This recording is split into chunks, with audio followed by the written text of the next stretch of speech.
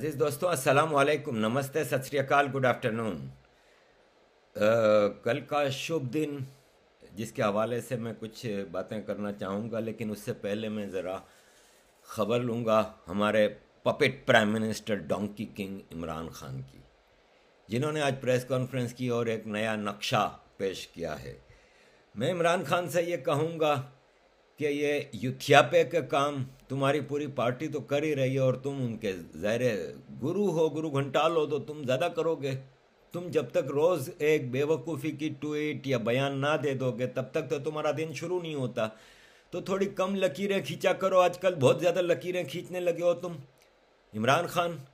बात दरअसल ये है कि अगर जितना तुम इंडिया के नक्शे पे और जियोग्राफी पे तुम फिक्र करते हो, इतनी फिक्र अगर तुम पाकिस्तानियों, अगर पाकिस्तान की जियोग्राफी की फिक्र करते ना, तो आज आधा पाकिस्तान लूज ना कर जाते। 55% पाकिस्तानी तो बांग्लादेशी बन गए हैं। बाकी जो पाकिस्तानी हैं, बलोच, पख्तून, मुहाजिर, सिंधी, सिराइकी, हिंद को, हज़ारा, वो सब तुमसे तंग हैं। पाकिस्तान की पंजाबी आर्मी से सब तंग हैं।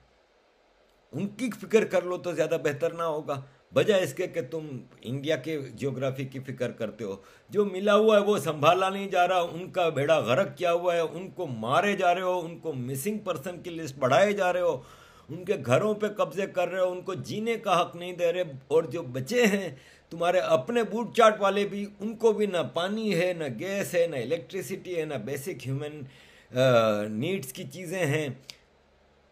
फिक्र तुम्हें इंडिया की है, कुछ शर्म कर। थोड़ी बहुत भी गैरत है, लेकिन इस आदमी के बारे में मैं अपने दर्शकों को बता दूं कि इसमें गैरत कहाँ से आएगी। मैं आपको बताता हूँ, इसका बाप सरकारी ऑफिसर था। करप्शन के इल्ज़ाम पे इसके बाप को भुट्टो ने सरकारी नौकरी से निकाला था। मुझे एक बात बताएं, एक सरकारी नौकरी करने वाला एक आम आदमी, इसका बाप, कि जिसकी बीवी कैंसर की मरीज थी, इनके पास इलाज के पैसे नहीं थे, वो ऑक्सफोर्ड में पढ़ने जा रहे हैं। और ऑक्सफोर्ड में ये क्या करता था, ये कुछ अय्याश बरतानवी बूढ़ी खवातीन की अय्याशी का सामान था, इसके बारे में मशहूर था। बल्कि इसने एक ऐसी लड़की से शादी की जिसकी माँ इसकी गर्लफ्रेंड रही है।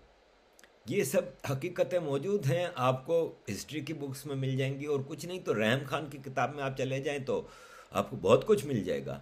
इस आदमी का पर्सनल कैरेक्टर ये है, आज तक, ये नहीं कि तब, आज तक पीरनी साहब से दम कराने जाता था, पीरनी साहब का शौहर बेचारा कमरा छोड़ के चला जाता था कि चलो मुरीद आया है, उसके बेटे की जगह है या उसके भाई की जगह है, पता चला वो बाहर ही रह गया बेचारा, फिरनी को भी लेकर उड़े। तो ये तो इनकी औकातें और हरकतें हैं। दोस्तों को नवाजा है, इसमें एक क्वालिटी है कि ज़िंदगी में, क्योंकि 92 के बाद से ये जॉबलेस है, लेकिन ज़िंदगी 5 स्टार गुजारता था। कराची में, इस्लामाबाद में बंगला, लाहौर में बंगला, लंदन में बंगला, हर जगह काम टके का नहीं किया 92 के बाद। भाई आप रिकी पॉन्टिंग को देखें, उसने कितने वर्ल्ड कप जीते, कितनी चीज़ें जीती। आज भी बेचारा कहीं कोचिंग कर रहा होता है तो कहीं कमेंट्री कर रहे होते हैं, तो सब अपना काम, इसने कभी कुछ काम नहीं किया। ये हराम के पैसे पे सारी ज़िंदगी रहा है। तो जो जो इसको काम में आए ना, उन सबको इसने नवाजा, जिसमें लेटेस्ट है ये इसका हेल्थ एडवाइज़र जो कल इसने मुकर्रर किया है, ये शौकत खानम हॉस्पिटल, जो कि इसने पाकिस्तान और दुनिया भर के आवाम से लूट के पैसा, ये कमर्शियल एंटिटी कायम की है, जिसके बारे में कहा जा रहा है कि ये फ्री में इलाज करते हैं। कोई फ्री में इलाज नहीं करता। पाकिस्तान का सबसे महंगा कोरोना टेस्ट ये कर रहे हैं। पूरे पाकिस्तान की चैरिटी ये खा जाते हैं। पहले तो दूसरी भी जब को पार्टियों को मिल जाता था, अब तो आर्मी की सारी चैरिटी या आर्मी के इदारों को जाती है या पीटीआई की उसको जाती है। लूटमार, चोरी, डाका अपने दोस्त इसके सारे कर रहे हैं इस वक्त। फैसल वावड़े को ले लें, इस आदमी की 2% की औकात है। इसका कैरेक्टर मैं पर्सनली जानता हूँ। इसके बारे में मैं मतलब बोलूँगा तो ये यूट्यूब में बोल नहीं सकता पब्लिकली, इतना गंदा कैरेक्टर का आदमी है, घटिया तरीन। और ये एक नहीं, अली जैदी ले लें, इमरान को ले लें, डॉक्टर इमरान अली शाह, ये सब के घटिया कैरेक्टर, मैं पर्सनली इन सबको जानता हूँ। तो इमरान खान अपनी फिक्र करो। जूनागढ़ जिसकी तुम बात कर रहे हो ना, जूनागढ़ पे 17 हमले तो तुम्हारे पिताजी ने किए थे, महमूद गजनवी ने। बाल भी नहीं उखाड़ सके हो तुम जूनागढ़ का। जूनागढ़ हिंदू था, इंडियन था। जूनागढ़ हिंदू है, इंडियन है, और जूनागढ़ हिंदू रहेगा और इंडियन रहेगा। और बहुत जल्द नक्शे की जब आप बात करते हो ना तुम, तो बहुत जल्द नक्शे की तब्दीली तो पाकिस्तान के नक्शे की तब्दीली होने वाली है। और अब वक्त आ गया है इमरान खान, अब वक्त आ गया है। और इंशाल्लाह मैं कोशिश करूंगा, दुआ करूंगा, पूरी दुनिया में कैंपेन चलाऊंगा कि तुमको और तुम्हारे इन बाजवों को इंटरनेशनल कोर्ट ऑफ जस्टिस में वार क्राइम्स के तौर पे पेश किया जाएगा। आगे आता हूं मैं।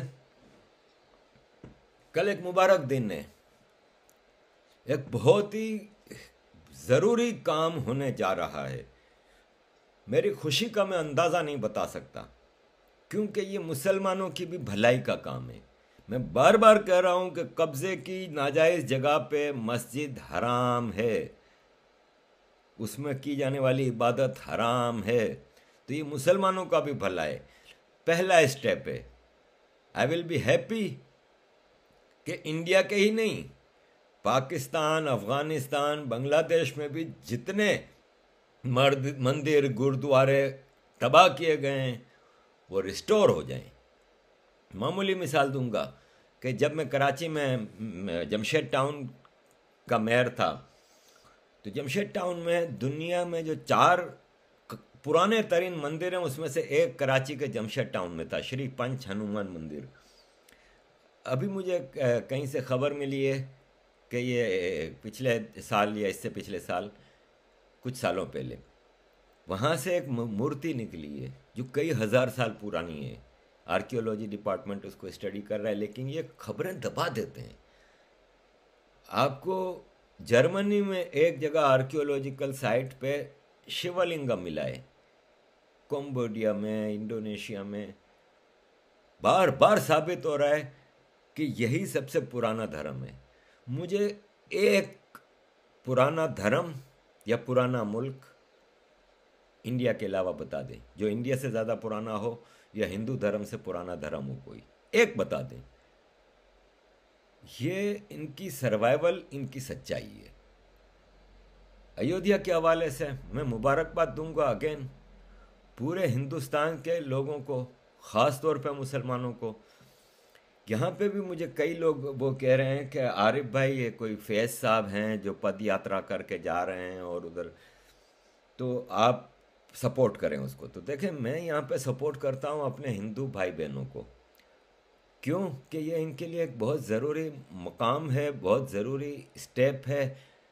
और जिस तरह मुसलमानों ने बार बार पीठ मारे में छुरे मारे हैं और मुसलमानों के इन्वेडर्स ने यहाँ पे कत्लो गारत की है, तो शर्म से डूब मर जाना चाहिए उन मुसलमान लिखारियों को जो आज अयोध्या के खिलाफ लिख रहे हैं। उनको शर्म से डूब मरना चाहिए। होना तो ये चाहिए कि आओ हिंदुस्तान, पाकिस्तान के तमाम मुसलमानों मिल के अपने हिंदू भाई बहनों से माफ़ी मांगे कि हम लोगों ने हमने तो नहीं, लेकिन हमारे कम्युनिटी के जो इन्वेडर्स थे उन्होंने इस देश पे, इस देश के वासियों से बहुत ज़्यादा जुल्म किया है।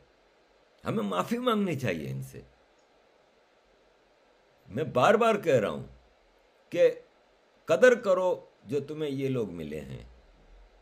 अगर तुम्हारे जैसे तुमको मिलते ना तो पता चल जाता। तो फैज़ साहब हो या कोई भी हो, मैं यहाँ पे इस पॉइंट ऑफ व्यू से हूँ कि हम सॉलिडरिटी तो दिखाएं।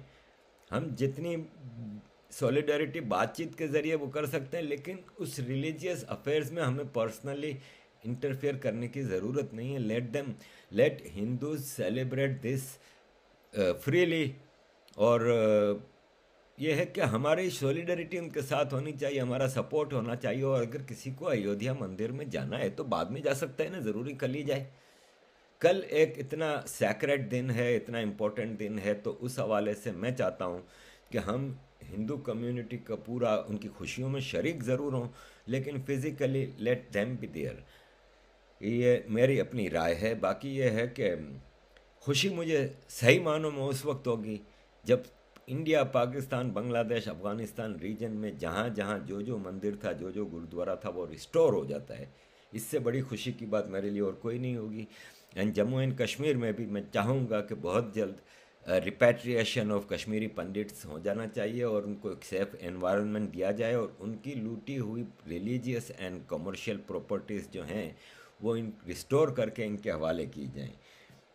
आखिरी बात मैं एक छोटी सी करना चाहूँगा, जो कल अ, हमारे साथ, मेरे साथ और कुछ मुसलमानों के साथ जो हमारे पाकिस्तानी भाई सलूक कर रहे हैं, उस हवाले से मैं कहना चाहूँगा कि कल ये राखी की जब मैंने तस्वीर लगाई है, तो फेसबुक पे एक कामरान सिद्दीकी साहब हैं, उन्होंने मेरे बारे में जो लिखना था लिखा। फिर इसके नीचे पचासों कमेंट्स, जिसमें इन्होंने मेरी माँ, मेरी बहन, मेरी बीवी, मेरी बेटी, मेरे ख़ानदान, मैं, हिंदू, इंडिया, सबके गालम गलोच। बात यहाँ ख़त्म नहीं होती। ये जिसने लगाई है ना, ये मेरा कॉलीग था, एमक्यूएम का था।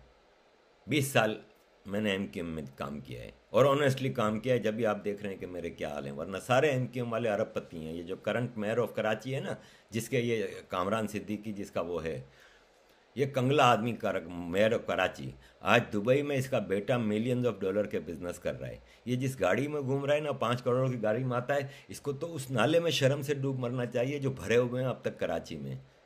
ये जितने वहाँ पे पाकिस्तान, ये जो जिन्होंने नीचे कमेंट किया है ना मेरे खिलाफ या मेरे फैमिली के खिलाफ, इनमें से एक एक को पर्सनली जानता हूँ। मैं हैरान रह गया, ये ज़्यादातर मेरे फ्रेंड लिस्ट में भी थे।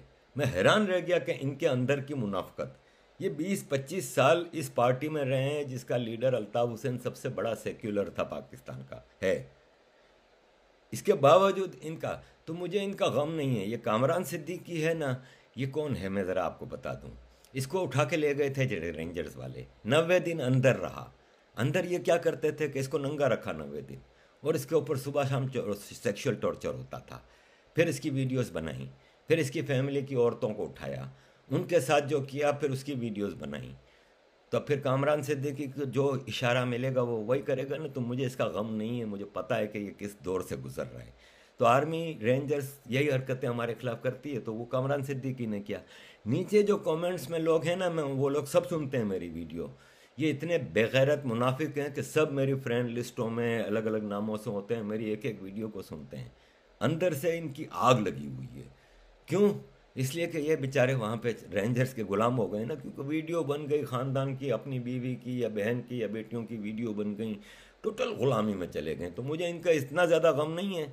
मुझे पता है कि तुम लोग अपनी मजबूरी में मेरे ख़िलाफ़ ये सब कर रहे हो, तो क्या करें अब तुम लोगों को तो सारी ज़िंदगी तो अंदाज़ा हुआ कि किस तरह ये काम करती है फ़ौज। तो और बाकी यहाँ वो जो पाकिस्तान में इस वक्त ये इनके एमक्यूएम पाकिस्तान के नाम से जो एक पार्टी है ना, ये बूट चाट पार्टी, इसके तमाम लीडर भी अंदर 90-90 दिन की जियारत करके आए हैं। जैसे ये पीटीआई का आमिर लियाकत, उसने तो, उसको पूछा गया था बाकायदा कि आपके साथ वहाँ पे सेक्सुअल टॉर्चर हुआ? कहते नहीं नहीं, मुझे तो उन्होंने दाल चावल खिलाए थे। तो जाहिर है वो उसके बाद दाल चावल ही खिलाएंगे ना, वो सब करने के बाद। तो ये सब दाल चावल खाए हुए लोग हैं ना जो पाकिस्तान में, वरना तो वो पाकिस्तान से निकल जाते तो इंसान के बच्चे बन जाते, लेकिन वो बेचारे फंस गए। तो इनको तो पूरा ख़ानदान, ये खुद सिर्फ गुलामी में है रेंजर्स की। जब बुलाते हैं तो हाँ जी, बल्कि ऐसा भी होता है कि जब इनके घरों पर रेंजर्स आती है तो ये कहते हैं कि आप अंदर आराम से जो करना है कर लें, हम बाहर खड़े वेट कर रहे हैं।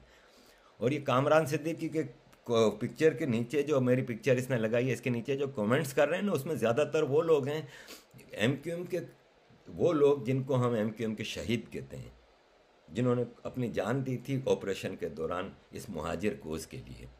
उनकी माँओं बहनों की इज्जतें लूटे हैं।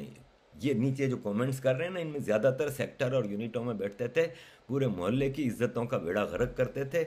और फितरा, ज़कात, कुर्बानी की खालें, इन जितनी भी एमक्यूएम की चैरिटी होती थी, इसमें से ये डंडी मारने वाले लोग हैं। इनकी ज़िंदगियां खैरात और ज़कात के पैसे पे निकली है, तो ये ऐसी ही हरकतें करेंगे। बाकी ये राखी का धांगा मेरे लिए बहुत कीमती है। तुम लोग जलते हो तो जलते रहो, मेरे लिए क्या कीमती है मैं आपको एक छोटी सी बात बताता हूँ। कि आज सुबह मैं एक सेमिनार में था जिसमें ब्रिटिश एमपीज़ और सब थे, और लैंग्वेज वॉज इंग्लिश। वहाँ इंट्रोडक्शन होता है, फलां जी, फलां जी, फलां जी, लेकिन जब मेरा नाम आता है तो वो जो मॉडरेटर हैं वो मुझे आरिफ भाई पुकारते हैं। यार, इससे बड़ा मेरे लिए एजाज़ क्या होगा कि हिंदुस्तान में ज़्यादातर नाम के आगे जी लगाया जाता है या फिर आप मिस्टर करके पुकारते हैं, लेकिन मुझे भाई कहते हैं। यार, मेरे लिए इससे बड़ा एजाज़ क्या होगा। इतना अपनायत कौन करता है भाई। तो मैं तुम लोगों की गालियों की इसलिए परवाह नहीं करता कि मुझे मेरा परिवार मिल गया है, और मुझे मेरे परिवार ने कबूल कर लिया है। मुझे मेरे परिवार ने मोहब्बत दी है, इज्जत दी है, मान दिया है, बावजूद इसके कि मेरी कम्युनिटी के बड़ों ने हज़ारों सैकड़ों साल इस मुल्क पे जुल्म किया और फिर इसको तकसीम किया, और मेरे आबा व अजदाद ने इस मुल्क को छोड़ के भी चले गए। इसके बावजूद मुझे ये वेलकम मिल रहा है, मुझे ये मोहब्बत मिल रही है। मैं और क्या चाहूँगा आपसे, आप लोगों से, यही कि बस मैं मुझ पे भरोसा रखें। बदलूंगा नहीं। मेरे साथ जो कुछ हो रहा है होता रहे। अशर भाई के साथ क्या हुआ? अशर भाई ने पाकिस्तान में, ही इज़ एन आर्टिस्ट और वंडरफुल आर्टिस्ट, पाकिस्तान टीवी पे इनके ड्रामे और ये वो, फिर इन्होंने एक फिल्म बनाई मालिक। जाहिर है वो फिर पाकिस्तान के असल मालिक जो बने बैठे हैं उनके ऊपर थी, तो उनको पसंद नहीं आया, तो इनको फिर मुल्क छोड़ के भागना पड़ा। और अब वो कनाडा में रहते हैं। तो उन्होंने बेचारे ने कल रक्षाबंधन की बधाई की एक पोस्ट लगाई, तो ये हमारे हरामखोर, हराम के जने, हिपोक्रेट्स, मुनाफिक तरीन लोग पहुंच गए उधर भी, हेट स्पीच और ये वो तेरी बेटी, ये तो तेरा वो, तो ये तो अशर भाई, ये बदकिस्मती है हम लोगों की। लेकिन साथ ही में मुझे बहुत सारे महाजिरों ने और मेरे दोस्तों ने हौसला अफजाई के पैगाम भी भेजे हैं, और उस पिक्चर के नीचे भी कमेंट्स में मेरा दिफा किया है। मैं उनका बड़ा मशकूर हूँ, और thank you very much for everything my भारतीय परिवार। और आप सबको बधाई हो कल के लिए, आगे मज़ीद मंदिरों के रिस्टोरेशन के लिए। Thank you very much. मैं आखिर में एक आपके लिए वीडियो लगा रहा हूँ, अगर आपके पास टाइम हो तो सुनिएगा, कि ये एक मौलवी साहब हैं जो क्वाइट लॉजिकल बातें करते हैं, और इसीलिए 2-3 बार बंद हो चुके हैं ये, और मुझे इनकी ज़िंदगी के बारे में बड़ा खदशा है कि, तो ज़रा सुनिएगा। कई आपको काबिल एतराज़ चीज़ें मिलेंगी, लेकिन बात वो कुरान और हदीस की रोशनी से ये सारी चीज़ें बता रहे हैं कि ये सब चीज़ें क्या हो रही हैं, ख़ास तौर पे ये ब्लास्फेमी वाले उसमें। और उसमें गौर करने की ज़रूरत है कि उन्होंने कुरान की आयत के ज़रिए साबित किया है कि एक इंसान को भी मारने वाला अल्लाह को पसंद नहीं है, बेगुनाह मारने वाले को, एक इंसान को, चाहे वो मुसलमान है कि नहीं है। सुनिएगा ज़रूर अगर टाइम हो तो। Thank you very much, and keep supporting with आशीर्वाद एंड योर लव। जय Hind. Thank you very much.